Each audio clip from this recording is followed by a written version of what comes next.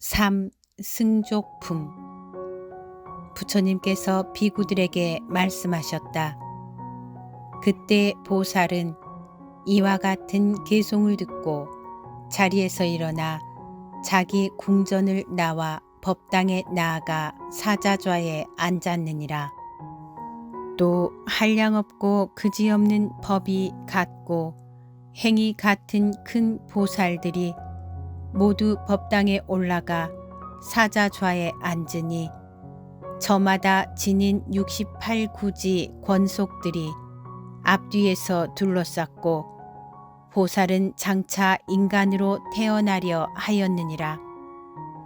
12년 전에 어떤 정거처는 남선부주에 내려가 바라문이 되어 위타를 말하였는데 그 논의 식기를 12년 후에 어느 한 훌륭한 사람이 흰 코끼리 형상을 나타내어 어머니의 태에 들리라. 그 사람은 32가지 거룩한 이의 모습을 완전히 갖추며 2가지 일의 결정이 있으리니 만약 집에 있으면 전륜성왕이 되고 만약 집을 나가면 부처님이 되리라 라고 하였느니라. 또 어떤 천자는 남선부주에 내려가 벽지불에게 당신은 이 땅을 버려야 하리라. 왜냐하면 12년 후에 어느 보살이 인간으로 내려와 태에 들기 때문이다라고 하였느니라. 그때 왕사성 미반산 가운데 마등이라는 벽지불이 있었는데 이 말을 듣고 스스로가 그 몸이 마치 여윈 흙과 같음을 보고 자리에서 일어나 허공으로 칠 다라수만큼 솟구쳐 올라 불을 내어 몸을 태워 열반에 들었는데 오직 살이만이 남아 공중으로부터 내려왔다. 그 때문에 이 땅을 선인이 떨어진 곳이라 했느니라. 비구들아, 이때 바라나의 500의 벽지불도 천자의 말을 듣고 역시 그와 같이 불을 내어 몸을 태워 열반에 들었는데 오직 살이만이 남아 공중으로부터 내려왔느니라. 또 과거에 어느 인자한 왕이 사슴 무리에게 두려움이 없는 장소를 베풀었으므로 그 땅을 선인의 사슴 동산이라고도 했느니라. 그때 보살은 하늘의 궁전에 있으면서 4가지 마음으로 두루 자세히 살폈나니 첫째는 시기를 살폈고 둘째는 장소를 살폈고 셋째는 나라를 살폈고 넷째는 성바지를 살폈느니라. 비구들아, 무엇 때문에 시기를 살폈느냐 하면 보살은 겁초에 어머니의 태에 들어가지 아니하고 오직 겁감의 세간 중생들이 늙고 병들고 죽는 고통을 분명히 아는 때라야만 보살은 비로소 어머니의 태에 들어갈 것이기 때문이니라. 무엇 때문에 장소를 살폈느냐 하면 보살은 동불바제거나 서구얀이거나 보굴단월이거나 다른 변두리 지방이 아닌 남연부제에서만 나타나야 할 것이기 때문이니라. 무슨 까닭이냐 하면 남연부제 인간들은 지혜가 있기 때문이니라. 무엇 때문에 나라를 살폈느냐 하면 변두리 땅에는 나지 아니하나니 그 변두리 땅 인간들은 완고하고 무디어서 근기가 없는 것이 마치 벙어리 양처럼 선과 악이며 말의 뜻을 알지 못하나니 그러므로 보살은 중심이 되는 나라에서만 태어날 것이기 때문이니라. 무엇 때문에 성바지를 살폈느냐 하면 보살은 전달하거나 비사거나 수다라의 집에 태어나지 아니하고 네 가지 성바지 가운데 오직 찰제리와 바라문인데 지금 세간에서는 찰제리를 중히 여김으로 보살은 찰제리 집에 태어날 것이기 때문이니라. 이렇게 자세히 살피고는 잠자코 있었느니라. 그때 모임 가운데의 여러 보살들과 하늘들은 저마다 서로 말하였느니라. 보살은 이제 어느 나라의 어느 성바지를 의탁하여 태어나야 할까? 어느 하늘이 말하였다. 마가다국의 비제하 왕이 매우 호걸답고 귀함으로 거기에서 태어나야 합니다. 그러자 또 어떤 이가 말하였다. 보살은 거기에 태어나서는 안 됩니다. 왜냐하면 그 왕의 부모 모두가 참되고 바르지 아니하여 교만하고 포악하고 선한 바탕이 아주 적어서 큰 복덕이 없으므로 거기에서 태어남은 마땅하지 않습니다. 어느 하늘이 말하였다. 교살라 왕이 성바지와 명망이 잠옷 훌륭하며 많은 제보와 코끼리, 말, 탈것, 벼슬아치, 백성이며 종들이 있으므로 거기에서 태어나야 합니다. 그러자 또 어떤 이가 말하였다. 보살은 거기에서 태어나서는 안 됩니다. 왜냐하면 그 왕은 본래 마등가 종족이요 부모와 종친이 죄다 비열하고 믿음이 적고 박복하므로 거기에서 태어남은 마땅하지 않습니다. 어느 하늘이 말하였다. 저 독자왕이 성바지가 뛰어나게 굳세고 부유하고 즐거움이 왕성하며 보시 행하기를 좋아하므로 거기에 태어나야 합니다. 그러자 또 어떤 이가 말하였다. 보살은 거기에 태어나서는 안 됩니다.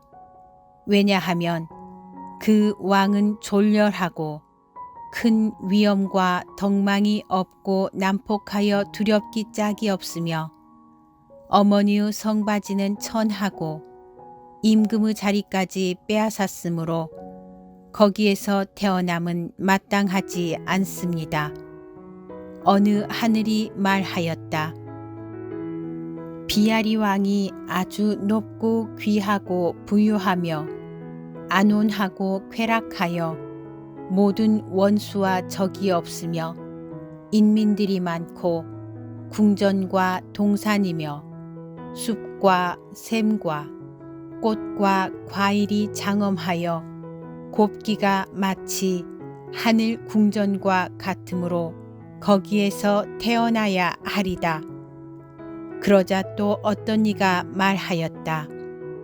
보살은 거기에 태어나서는 안 됩니다.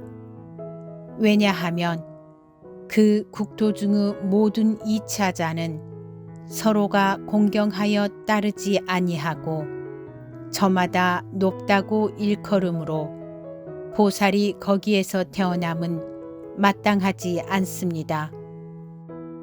어느 하늘은 말하였다. 승광 왕이 큰 위력이 있어 군사들을 통솔하여 원수와 적을 깨뜨릴 수 있으므로 거기에 태어나야 합니다.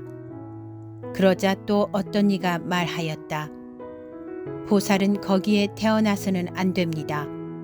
왜냐하면 그 왕은 굳세기만 하여 선한 업을 닦지 아니하였으므로 보살이 거기에서 태어남은 마땅하지 않습니다. 어느 하늘은 말하였다. 마투라 성의 왕 이름은 선비인데 용맹스럽고 안락하며 부귀하여 자제함으로 거기에서 태어나야 합니다. 그러자 또 어떤 이가 말하였다. 보살은 거기에 태어나서는 안 됩니다. 왜냐하면 그 왕은 본래 삿된 소견을 가진 성바지인지라 잔인하고 무도함으로 거기에서 태어남은 마땅하지 않습니다. 어느 하늘은 말하였다. 반다바 왕의 도읍은 상성에 있는데 일에 부지런하고 씩씩하며 몸이 원만하여 사람의 상을 완전히 갖추었고 원수와 적을 제압할 수 있으므로 거기에서 태어나야 합니다. 그러자 또 어떤 이가 말하였다. 보살은 거기에 태어나서는 안 됩니다. 왜냐하면 그 왕의 환관과 아내가 난잡하여 비록 5 아들이 있다 하더라도 모두가 그의 적자가 아니므로 거기에서 태어남은 마땅하지 않습니다. 어느 하늘은 말하였다. 미제라 성은 장엄되어 아름다우며 왕의 이름은 선우인데 모든 왕들을 위엄으로 굴복시키고 코끼리와 말이며 4가지 병정을 모두 완전히 갖추었으며 값진 보배가 한량이 없고 바른 법 듣기를 좋아하므로 거기에서 태어나야 합니다. 또 어떤 이가 말하였다. 보살은 거기에 태어나서는 안 됩니다. 왜냐하면 그 왕이 비록 이와 같은 아름다운 일이 있다 손치더라도 나이와 때가 쇠하여 늦었고 세력이 없으며 또 자식들이 많으므로 거기에서 태어남은 마땅하지 않습니다. 부처님께서 비구들에게 말씀하셨다. 한량없는 보살들과 천자들이 남선부주 16대국의 위엄과 덕이 있고 훌륭하고 명망 있는 왕족을 두루두루 살펴보았지만은 모두가 보살이 가서 태어날 만한 데가 아닌지라 서로가 의논은 하였으되 마침내 보살이 태어날 곳을 알아내지 못했느니라. 그때 모임 안에 지당이라는 어느 한 천자가 대승에 잘 들어 마음이 물러나지 아니하였는데 여러 천자들에게 말하였느니라. 그대들은 보살에게 가서 어느 곳에 태어나야 하는가를 물어야 하리라. 여러 천자들은 모두 함께 합장하고 보살에게 나아가 물었다. 남선부주 안에서 어떠한 성바지가 어떤 공덕을 갖추어야 보처 보살이 그런 집에 태어납니까? 그때 보살은 여러 천자들에게 말하였다. 남선부주 안에 어느 훌륭하고 명망이 있는 성바지로서 64가지의 공덕을 성취하면 최후의 몸인 보살은 당연히 그 집에 태어나리라. 무엇이 64가지의 공덕이냐 하면 첫째는 국토가 넓고 성바지가 참되고 바르며 둘째는 여러 세계 존숭을 받아야 하며 셋째는 잡성에서 태어나지 않으며 넷째는 사람 상호가 단정하고 엄숙하며 다섯째는 성바지가 원만하며 여섯째는 안팎에서 혐의가 없으며 일곱째는 마음이 비열하지 아니하며 여덟째는 두 성바지가 높고 귀하며 아홉째는 두 성바지가 공경할 만하며 열째는 두 성바지가 명망이 있으며 열한째는 두 성바지가 덕이 있으며 열두째는 그 집에 남자가 많으며 열셋째는 태어날 곳에 두려움이 없으며 열넷째는 흠이 없으며 열다섯째는 탐욕과 애욕이 적고 엷으며 열여섯째는 금지된 계율을 따르고 받들며 열일곱째는 모두 지혜가 있으며 열여덟째는 무릇 그것을 쓰려면 반드시 부하에게 먼저 자세히 살피고 시험하게 하며 열아홉째는 사람들이 모두 솜씨가 좋으며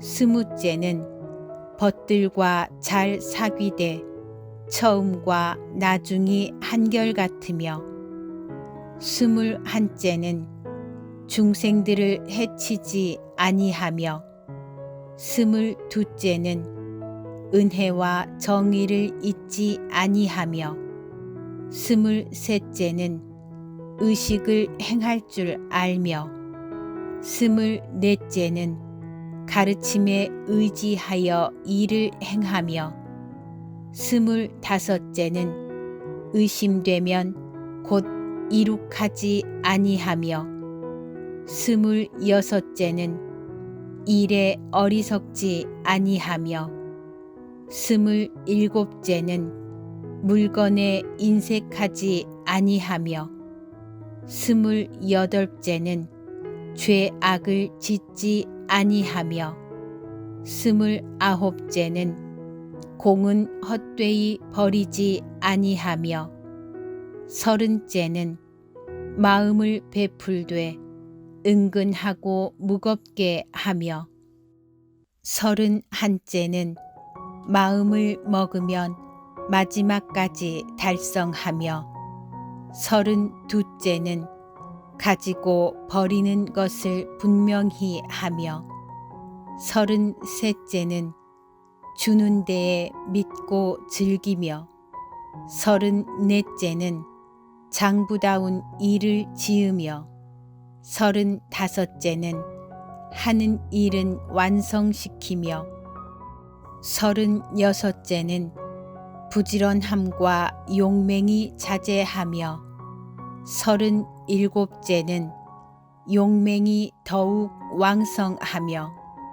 서른여덟째는 선인을 공양하며 서른아홉째는 여러 하늘들을 공양하며 마흔째는 논사를 공양하며 마흔한째는 선령을 공양하며 마흔두째는 언제나 원한이 없으며 마흔셋째는 이름이 사방에 떨치며 마흔넷째는 큰 권속이 있으며 마흔다섯째는 착한 벗을 해치지 아니하며 마흔여섯째는 많은 권속들이 있으며 마흔일곱째는 힘센 권속들이 있으며 마흔여덟째는 어지러운 권속들이 없으며 마흔아홉째는 위엄과 덕망이 자제하며 쉰째는 부모에게 효순하며 쉰한째는 사문을 공경히 섬기며 쉰두째는 바라문을 높이며 쉰셋째는 칠보를 완전히 갖추며 쉰넷째는 오곡이 풍부하며 쉰다섯째는 코끼리와 말이 수없이 많으며 쉰여섯째는 종들이 많으며 17째는 다른 이의 침입을 입지 않으며 58째는 하는 일을 성취하며 59째는 전륜 왕의 종자며 60째는 지나간 세상의 선한 바탕으로 미천과 양식을 삼으며 61째는 그 집의 온갖 소유는 모두가 보살의 선한 바탕을 불리고 자라게 한 원인이며 62째는 모든 허물이 없으며 63째는 모든 혐의가 없으며 64째는 집의 법이 온화하고 순탄한 것이니라. 이와 같은 것이 64가지의 덕이라 하거니와 만약 위와 같은 공덕을 이룩함이 있다면 보처 보살이 마땅히 그 집에 태어나리라. 어떤 여인으로서 32가지 공덕을 이룩하였으면 당연히 보살의 어머니가 되리니 무엇이 32가지의 공덕이냐 하면 첫째는 이름이 높고 멀리 퍼지며 둘째는 여러 사람들의 감탄을 받으며 셋째는 위의에 허물이 없으며 넷째는 모든 상을 완전히 갖추며 다섯째는 성바지가 높고 귀하며 여섯째는 단정하기 짝이 없으며 일곱째는 이름과 덕망이 서로 맞으며 여덟째는 크지도 않고 작지도 않고 뚱뚱하지도 않고 마르지도 않으며 아홉째는 아직 아이를 낳아 기른 일이 없으며 열째는 성의 계율을 성취하였으며 11째는 마음에 집착이 없으며 12째는 얼굴빛이 온화하고 기뻐하며 13째는 몸의 움직임은 오른쪽 자비이며 14째는 학식과 용심이 밝고 투철하며 15째는 자태와 성품이 부드럽고 온화하며 16째는 언제나 두려워함이 없으며 17째는 많이 듣고 잊지 않으며 18째는 지혜가 장하고 엄숙하며 19째는 마음에 아첨과 구분이 없으며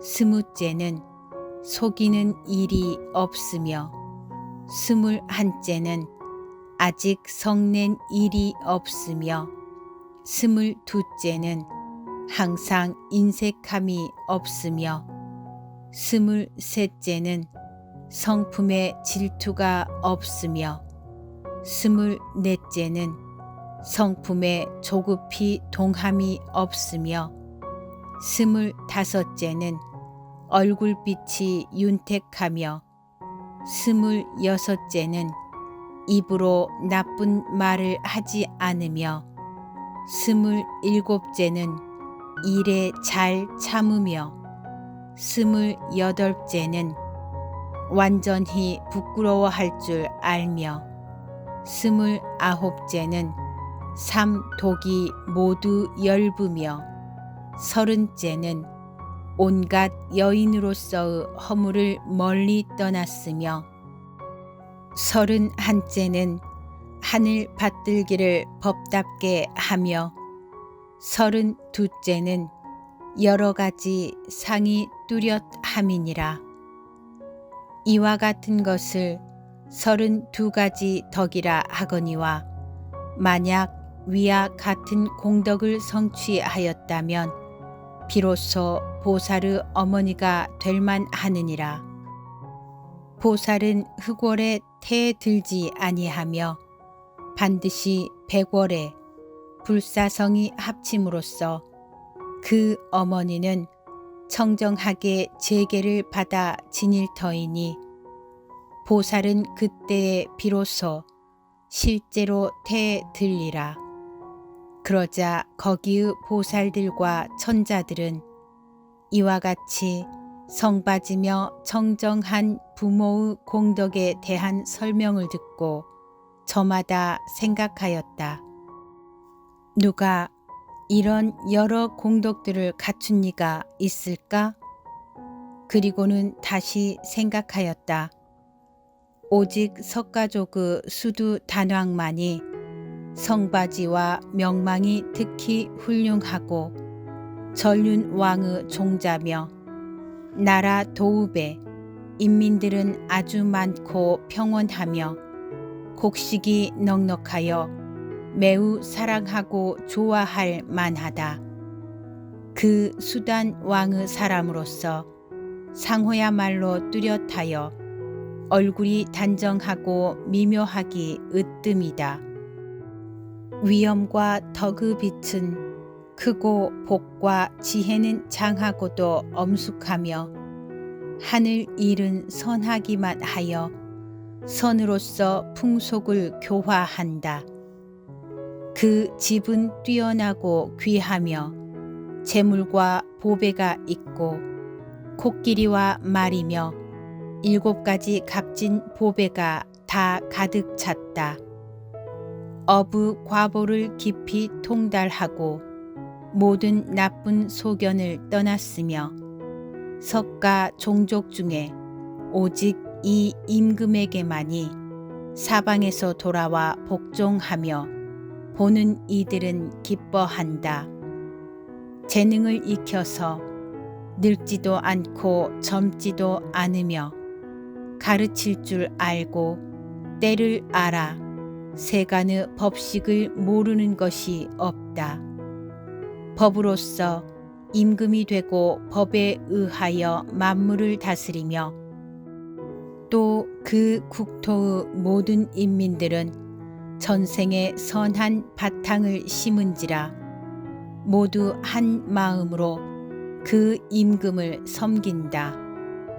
왕후의 이름은 마야인데 선각 왕의 딸이다.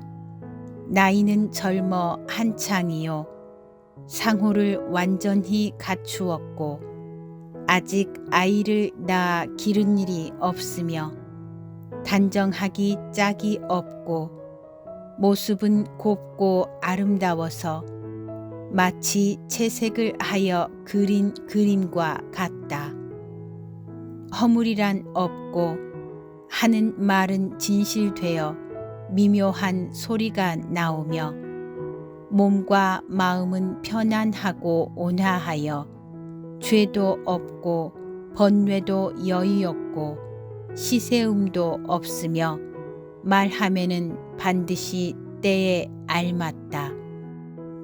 보시하기를 좋아하고 성의 계율은 성취되어 언제나 자기 지아비만으로 만족한 줄 알아 마음이 가벼이 움직이지 아니하고 애정이 밖으로 물들미 없다.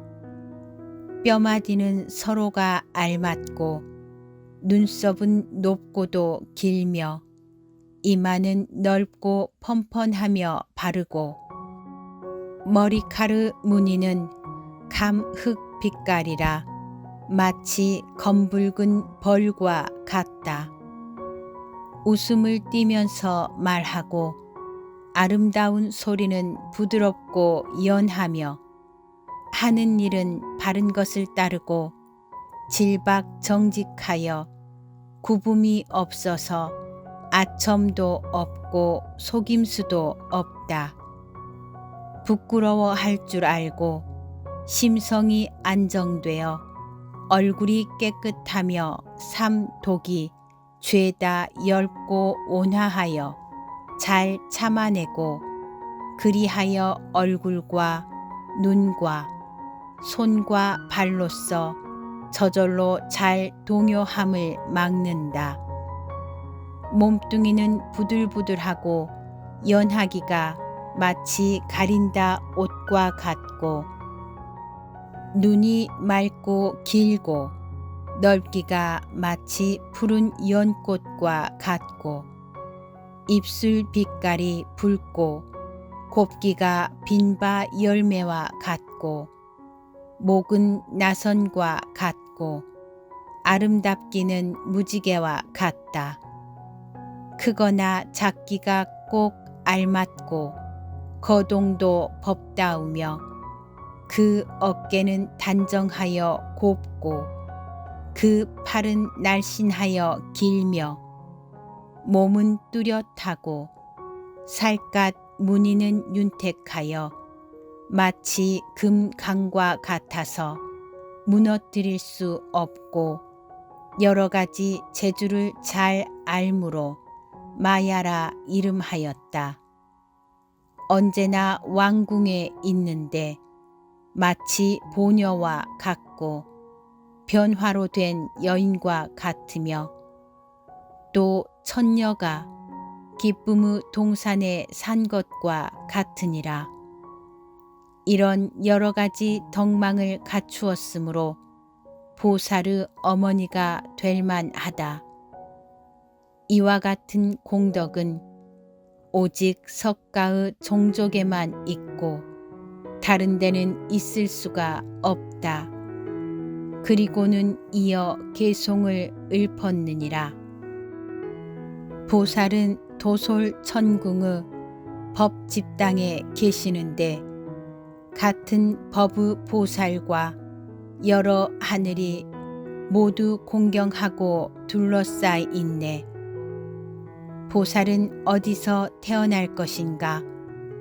훌륭한 성바지를 함께 살피었는데 이 남선부주에서는 찰제리 왕의 큰 성바지일세. 석가야말로 가장 청정하므로 거기 가서 마땅히 태어나야 하리니 성의 이름은 갑이라요 여러 대가 전륜왕의 종자이니라. 안온하여 원수와 적이 없으며 선으로 교화함에 모두 돌아왔나니 그 나라는 아주 엄숙하고 미묘하여 만 백성 모두가 기뻐하리니 법을 받들고 선을 따라서 모두 다 임금의 마음과 같았나니 친속은 다 훌륭하고 능하여 힘이 세서 큰 코끼리 비슷하니라. 혹은 2마리, 3마리의 코끼리와 그 힘들이 모두 꼭 같았나니 용맹과 무예의 많은 재주로 중생들을 다치거나 해치지 않네. 그의 거룩한 왕후야말로 천의 왕비 중에서도 으뜸 같나니 단정하기가 짝할 이 없으므로 이름을 마야라 하였느니라. 용모는 천녀보다 뛰어났으며 뼈마디는 모두가 서로 알맞았으므로 하늘이나 사람이나 아수라들이 그를 보기만 하면 만족해하네. 깨끗하여 모든 허물을 떠났고 그리고 더러운 욕심이 없으며 말씨는 아주 미묘하여서 질박하고 정직하며 또 부드러웠네. 신체는 언제나 향기롭고 깨끗하여 온갖 것 나쁠 만한 것이란 없고 웃는 빛을 띄우고 찡그리지 아니하며 법을 알고 부끄러움 갖췄느니라. 교만과 아첨과 구분이 없고 시세우고 미워하는 마음 없으며 삿됨을 떠나서 모든 업 깨끗하고 자비를 행하고 보시하기 좋아하네. 세간 여인의 허물에서 그 몸은 죄다 뛰어났으며 온갖 하늘의 천인으로도 그 이보다 나을 수 있는 이 없네. 모든 공덕을 두루 갖추어 의당 큰 성인을 뵐만 하나니 일찍이 500의 생에 있어서 한결같이 보살의 어머니였네.